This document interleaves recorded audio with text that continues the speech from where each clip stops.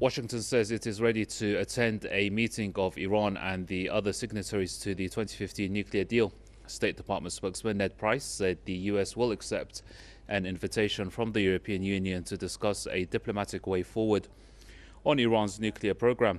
In a tweet, the bloc's political director had proposed an informal meeting of all nuclear deal participants, saying the accord was at a critical moment. The US also notified the United Nations Security Council that the UN sanctions on Iran, removed as part of the deal, remain terminated. The former US administration has sought to reinstate the bans despite widespread opposition. Also on Thursday, the US eased the restrictions imposed by Donald Trump's administration on movements of Iranian diplomats in New York. Jason Unruhe is a political commentator and he joins us now. Jason, it's good to see you. Firstly, regarding the fact that the Biden administration has backtracked on the UN sanctions that the Trump administration thought Washington could reimpose, do you see that as a failure of Trump administration's so-called maximum pressure campaign, as it was quite isolated on that front globally? Well, it certainly would appear to be the case. Donald Trump felt that he could do better than his predecessor, the former President Obama. And that was a running theme throughout his entire administration, was to try to undo or one-up everything that Obama did. However, his efforts in this case have not been successful. They have not produced the results that they thought they were. In the opinion of the much more aggressive Trump administration, at least with regards to Iran, was that Obama went supposedly too easy on Iran and thought that he could achieve even more by being harsher rather than being a combination of diplomatic and harsh. Obviously, this occurred in the context of the assassination of Soleimani, and it was a part of a larger plan to force Tehran to bend. And if he could do that, then he would be looked at as better than his predecessor. But unfortunately, that did not turn out to be the case. But now we're seeing this administration continuing to do many of the, and frankly, unethical things that the previous administrations have.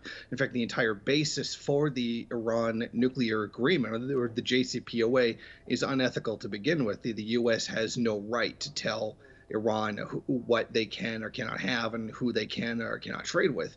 But it seems to be that, yes, the previous administration of Donald Trump did fail to achieve in what he had hoped to do, and that was supersede his predecessor. Now, the new administration has signaled over the past couple of hours that it's willing to enter negotiations, some form of talks with Iran and the other signatories to the Iran nuclear deal. Iran has made clear that it doesn't trust the United States because it would unilaterally withdrew, violated the deal by withdrawing from it, and it wants to see action rather than talks. Is that something that you think Washington understands, acknowledges? I certainly think that Washington does know that Iran wants some kind of proof that the United States is going to act honorably in this situation, although to its agreements. But I think everyone's pretty much of the mind that the United States is not going to do that. Let's be perfectly honest, the United States has a very, very long history of breaking agreements with countries. I think what we're probably going to see in this situation is the United States just unilaterally demand that Iran return to the JCPOA without dealing with any of the unethical actions regarding the JCPOA that was taken by the previous administration, the many of the unjust sanctions that were placed on the country afterwards, if they're false allegations of violating it. I think that this administration will continue along that same path. It knows what Iran wants. It knows what the world wants, and it knows the difference between right and wrong.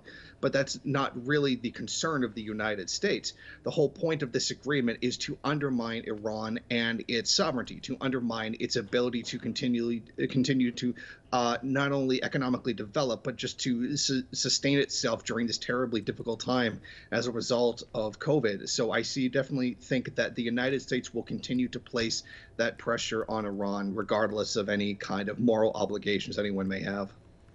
Right, and just finally, Jason, before I let you go, this report suggests that sources say the U.S. informed Israel ahead of this announcement.